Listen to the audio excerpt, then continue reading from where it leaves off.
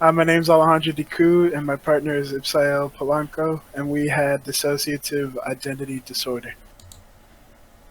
Dissociative identity disorder, also called split personality disorder, usually results in a person having multiple or other personalities, usually due to a continuity error in their memories, also known as amnesia.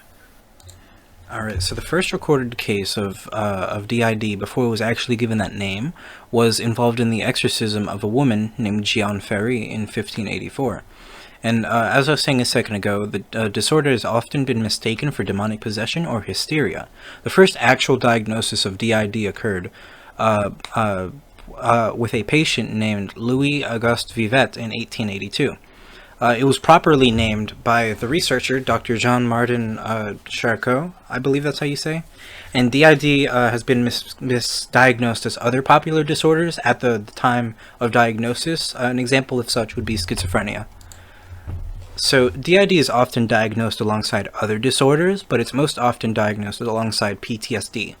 Some other disorders include depressive disorders, eating disorders, OCD, and any personality disorders. The 12-month prevalence of dissociative identity disorder among adults, which was recorded in a small U.S. community, was about 1.5%. But the prevalence across genders was 1.6% for males and 1.4% for females. The disorder does have quite a bit of variation, as symptoms do tend to fluctuate in severity from person to person. All right, so the causes of DID are they're normally caused by the presence of trauma in a person, usually at a young age. And by trauma, this usually takes the shape of abuse, such as emotional abuse, physical abuse, or sexual abuse. And also, the absence of a loved one can help cause DID. So the symptoms of the disorder, and actually other dissociative disorders, can be characterized by the fact that there's a discontinuity of some kind in the disorder.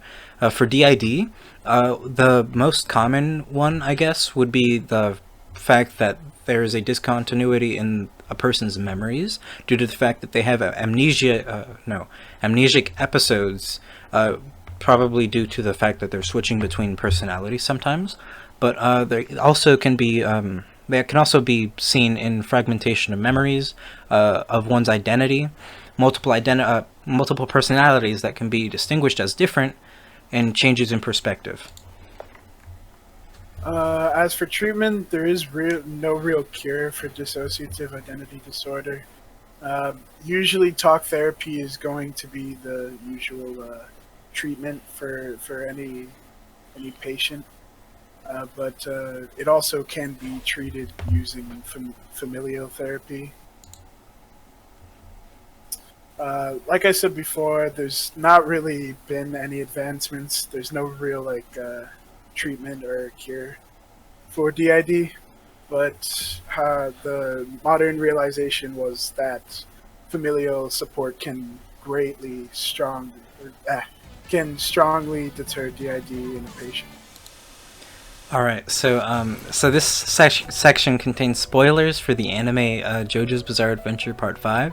So if you don't want to get spoiled, turn away, look away, whatever. This is our case study of a fictional character named Diavolo. He's currently suspected of having dissociative identity disorder. This is probably because of the fact that his father left him at a young age, and by young age I mean before he was born, and his mother was in jail while he was an infant. He was sent to live with a priest in his town, his mother's hometown. However, the priest is believed to have abused him. And I believe it's a combination of all of these aspects that he's managed to manifest a second personality through DID. A second personality is that as the second in command of a gang who goes by the name Vinegar Doppio. His main personality is actually the boss of that same gang. His name is Diavolo. And so the identities are able to communicate with each other and however, they still possess separate memories. And Doppio is unable to access Diavolo's memories while Diavolo is still able to access Doppio's memories. So I believe that due to the lack of proper family and signs of abuse in his family, he developed dissociative identity disorder. Another probable cause of his disorder lies with the fact that he tries to maintain absolute secrecy about who he is and the way he looks. This is because he doesn't want to be found out as being the leader of a gang. And so in order to do this, he has his second personality pose as the second in command of that same gang, and he's the only one who ever actually talks to anyone else inside the gang. He also fits the 5 criterion for diagnosis of DID, those being the disruption of identity, gaps in the recollection of events, symptoms being significantly there being clinically significant impairment in social or occupational functioning, the disturbance is not part of a cultural practice, and the symptoms are not the result of a substance or other medical condition. We would treat him through psychotherapy in order to help him cope with his lack of parents and his sensitiveness about his identity. Alright, so to conclude, dissociative identity disorder is a disorder normally caused by childhood trauma through abuse or the absence of a parent. People with the disorder tend to manifest other personalities, which are referred to as alters. As of this moment, there is no true cure for DID, but there are treatments, those treatments being psychotherapy and talk therapy. There are ideas that DID can be prevented through the maintenance of a stable family, but it's too difficult of a solution to actually perform in real life. Alright, it's time for a quiz. Alright, so there are 3 questions we've got. Under what disorder classification does DID fall under? What is the main term used to refer to alternate personalities? And do people with dissociative identity disorder have amnesia? I guess I'll give you 10 seconds, I guess.